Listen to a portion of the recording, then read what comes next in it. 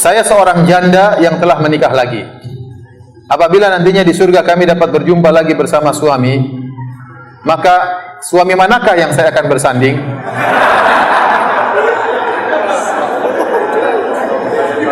Apakah dengan suami pertama saya yang sudah dipanggil lebih dulu, ataukah suami kedua saya? Jawabannya dalam hadis disebutkan seorang wanita bersama suaminya yang terakhir. Seorang wanita bersama suaminya yang terakhir. Oleh karena ada sahabiat suaminya meninggal, dia sangat sayang kepada suaminya. Datang seorang sahabat yang lain melamar, dia tidak mau. Dia mengatakan, saya pernah mendengar hadis seperti ini dari suamiku. Bahwasanya seorang wanita bersama suami yang terakhir. Makanya di antara hikmahnya kata para ulama, setelah Nabi SAW meninggal, tidak ada boleh yang menikah istri Nabi. Karena istri-istri Nabi adalah istri Nabi di dunia dan di akhirat. Enggak boleh Anda yang gantikan Nabi.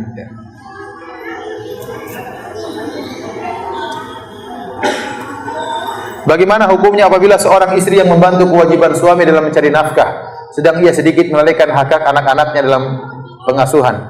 Hanya sedikit waktu dalam mengurus anak-anak karena permintaan suami untuk membantunya. Syukran. Ya, dia berusaha menyemangati suami untuk bisa bekerja dengan lebih maksimal sehingga hasilnya cukup. Karena didik anak-anak itu butuh waktu, butuh kesabaran. Anak-anak siapa yang namanya anak murojaah Al-Quran, siapa yang namanya anak untuk ngerjain PR, ya. Siapa yang ngajarin anak untuk adab, ya. Kalau kita nggak pernah di rumah, dia diajar sama pembantu kita belum tentu akhlaknya bagus. Pembantu kita belum tentu ngajarin yang baik. Pembantu kita di rumah nonton, misalnya nonton sinetron terus, anak kita diajak nonton, kan repot seperti itu. Maka berusaha, kita berdoa semoga suami saya punya penghasilan yang cukup sehingga saya bisa konsentrasi untuk apa? Mendidik anak-anak. Tapi kalau kondisinya darurat, lain lagi. Suami sudah bekerja, sudah berusaha, penghasilan tetap kurang.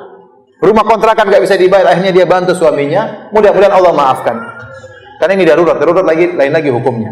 Tapi kalau ada sisa waktu, suami istri perhatikan anak-anak. Jangan, karena itu hak anak-anak. Anak-anak itu punya hak. Sampai-sampai untuk perhatikan. Dalam masalah puasa saja, meskipun seorang ibu kuat puasa, tapi kalau janinnya nanti bermasalah, tidak boleh puasa. Kenapa? Dia masih janin, punya hak untuk dijaga. Apalagi dia sudah apa? Lahir. Dia punya hak untuk dirawat, punya hak untuk diberi pendidikan, punya hak untuk diperhatikan, punya hak untuk manja kepada anak, kepada ayah dan ibunya. Gimana ayah ibunya pergi semua tidak pernah ngurusin dia. Jadi, tapi kalau kondisi darurat ini lain cerita. Tapi maksud saya, jangan sampai dua-duanya kerja gara-gara dunia. Gara-gara mencari dunia, pengen cepat kaya, akhirnya anak menjadi korban. Ini tidak benar seperti ini. Tidak boleh. Jika pernikahan tidak dikaruniai anak, bagaimana Ustaz? Siapa yang akan berdoa untuk kita? Allah Maha Adil. Allah tahu mana yang terbaik untuk anti dan suami anti. Allah Maha tahu. Bisa jadi kalau anti punya anak mungkin nakal, repot, menyedihkan kita tatkala di dunia, merepotkan kita tatkala di akhirat, ya. Tapi yang jelas anti berusaha berdoa kepada Allah Subhanahu wa taala, seorang suami juga berdoa kepada Allah supaya masuk surga. Ya. Dan insya Allah ada jalan-jalan untuk menuju soleh, meskipun nggak ada yang doain. Ada malaikat yang bisa doain, ya. Ada kemudahan yang Allah berikan, ya. Bukan berarti kalau nggak punya anak berarti nggak bisa apa-apa, tidak. Meskipun tidak punya anak, orang bisa, ya apa namanya, mudah untuk masuk surga jika dia soleh dan istrinya apa? Solehah, ya. Nggak jadi masalah.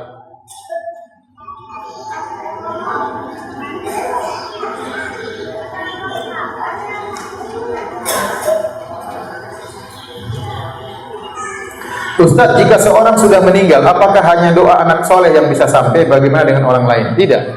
Doa orang lain, doa siapa saja sesama mukmin bermanfaat. Kita datang ke kuburan, kita nggak ada hubungan kerabat sama penghuni kubur ini. Kita bahkan nggak kenal, yang kita tahu dia orang muslim. Kita doain dia, ya Allah ampuni dia. Bermanfaat. Makanya kita sering berdoa, Allahumma ghfirli muslimina wal muslimat. Ya Allah ampunilah kaum muslimin kaum muslimat, meskipun kita nggak kenal. Tetapi kenapa disebut dengan doa anak soleh? Karena anak soleh lah yang setia mendoakan. Dan kemudian yang kedua, amal dia ngalir kepada orang tua pahalanya. Tetapi siapapun yang berdoa untuk kita sesama mukmin, maka bermanfaat. Tidak harus anak soleh yang mendoakan. Kita doain teman, doain orang tua, doain guru kita, doain siapa saja mungkin kita nggak kenal, bermanfaat.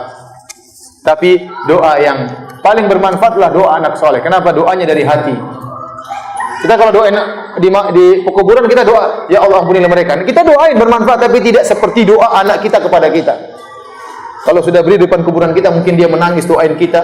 dari hati yang sangat dalam. Makanya doa anak soleh itu doa yang sangat paling bermanfaat.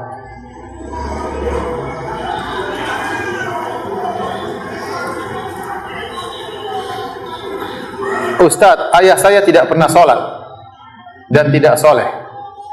Ibu baru-baru saja belajar agama. Saya masih kurang ilmu agama. Adik saya sama seperti ayah, tidak sholat juga. Minta nasihat Ustadz mengenai keluarga saya. Semangat belajar agama supaya bisa dakwahi orang tua nanti. Supaya bisa dakwahi orang tua. Saya tahu ada seorang ustadz, dia tumbuh dari keluarga yang tidak sholat semuanya. Bapak ibunya tidak sholat, kakaknya tidak sholat, adiknya tidak sholat, semua tidak sholat. Tapi dia semangat belajar agama, akhirnya sholat. Ibunya sholat, kakaknya sholat, adiknya sholat, bahkan udah ngaji semuanya, alhamdulillah. Ya. Jadi jadikan itu semangat. Saya ingin dakwahi keluarga saya. Jangan putus asa, waduh saya nasibnya gimana. Enggak, kalau anda cari kebenaran, mau bapaknya kafir juga bisa dapat kebenaran. Jangan khawatir. Nabi Ibrahim bapaknya kafir tapi bisa berdakwah. Oleh karenanya justru jadikan suasana keluarga yang seperti itu bukan untuk kita jadi putus asa, mutung, jangan. Justru kita semangat untuk apa? Beribadah.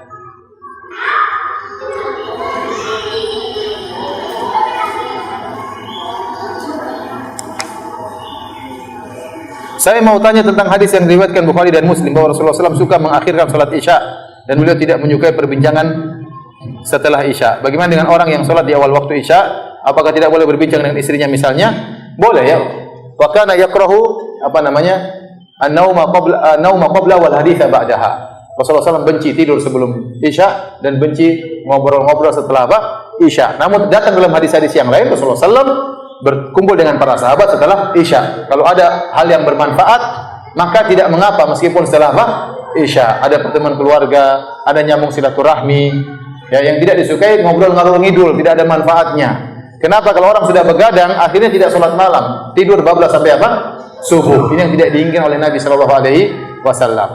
Apakah boleh ngobrol sama istri? Boleh, dapat pahala. Bukankah dalam hadis dari Ibnu Abbas radhiyallahu taala anhuma beliau berkata, "Bitu inda khalati Maimunah" dalam Sahih Bukhari.